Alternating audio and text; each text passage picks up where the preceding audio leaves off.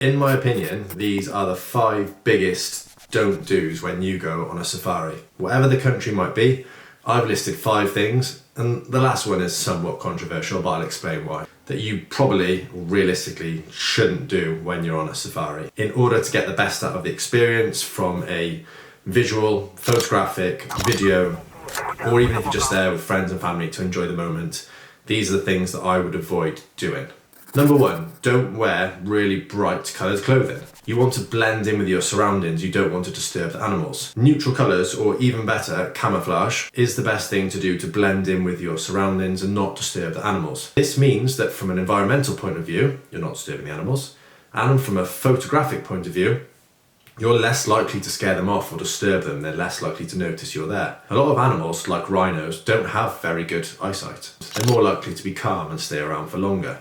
You're able to get a better experience and better photographs. Number 2, don't be really loud. I know the excitement can get the best of us at all times, but don't be jumping up and down, scaring animals, banging your vehicle, shouting to your friends, shouting at other vehicles. Don't try to tease animals out of their hiding places or encourage them to come towards the cars. Trust me, even in silence, lions, leopards, cheetahs can come right up to your vehicle. You want to be quiet and observe from a distance, or if they do get close, you really don't want to spook them.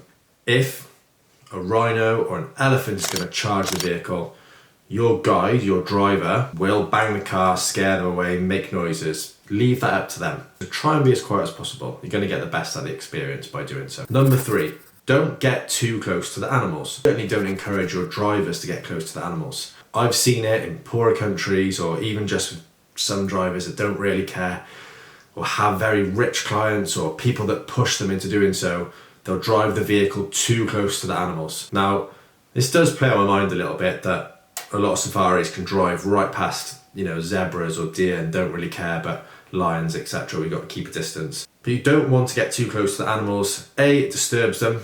B, it's not good for the environment to go off the tracks, you want to stay on the roads. C, it's just not really ethical to cut other cars up, make animals scared just to get a photo. Another reason for this, especially in self-drive places, is if you scare those animals, an elephant can play football with your car. A rhino will flip your car. Buffalo will charge your car. Number 4, get up early and go to the toilet. If you are someone who likes to have a coffee or drink lots of water before you go out on safari, you don't want to be stuck out there for hours not being able to go to the toilet or bouncing around. So, something that a lot of people probably forget about is you're going to start your safaris early in the morning, usually in the dark, hopefully in the dark, because that dawn activity is the best time to get out on safari. So just make sure that you've been to the toilet, had some breakfast, or whatever it is before you get out there, because you can be out there for a good few hours. Number 5, this is the one that's somewhat controversial. I almost feel a bit bad saying it, but if possible, from a purely selfish videography and photography point of view, either don't share a vehicle with other people, it's more expensive, or share with people that have that same mindset as you. This is for a number of reasons. Firstly, to be able to get the best photos, you're going to be able to need to change positions in the vehicle. You don't want to be doing that with people you don't know, climbing over them, trying to get a good photo. You want to be able to set up your cameras and video cameras wherever you are so that you can be in the best position to take those photos without disturbing wildlife, without climbing over other guests. Secondly, you just get a better experience. And this is from someone who's been on 10 plus safaris, only done one, the most recent one in Kenya, where I've had a vehicle to myself. Just me and my girlfriend and a private driver. It was much better than sharing with other people. And I loved sharing with other people. I just didn't know how good it was to have a private vehicle. When you want to stop for something, you can stop for something. When guests want to stop for something, you might have already seen it lots of times. People go there with different things. Just because I like big cats doesn't mean that the next person is not just going to want to look at birds, whatever it might be.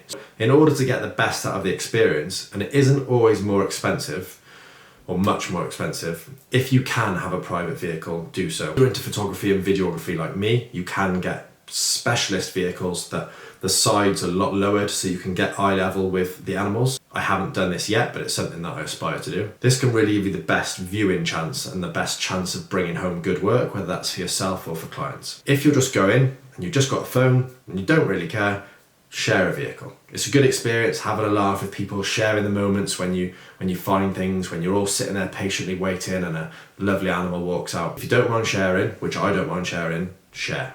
But if you can, I'd say at least once if you have the money to go on multiple safaris, and I know that everyone doesn't, then get a vehicle to yourself, because if you've got a good driver and a good naturalist with you, and you've got someone, a partner or friend, or even just on your own, and you're there for a specific reason, you want to see a specific animal and get that shot, then it's a no-brainer. It's a really good way to do it. So those are 5 things that I personally, through years and years of saving up, going on safaris, spend all my money on wildlife viewing, those are some things that I think you should avoid doing when going on a safari.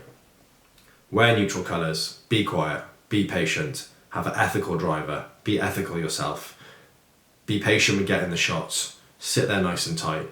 It's always sod's law that when you get impatient and you leave, that's when something good arrives. So if you do all of those things, get up early, have some food, have some drinks, so you're fed and watered, you can concentrate, go to the toilet, and you'll be in that mode for safari, and you'll have the best experience. So hope that helps. Enjoy whatever safari you've got planned coming up, and I'll see you in the next video.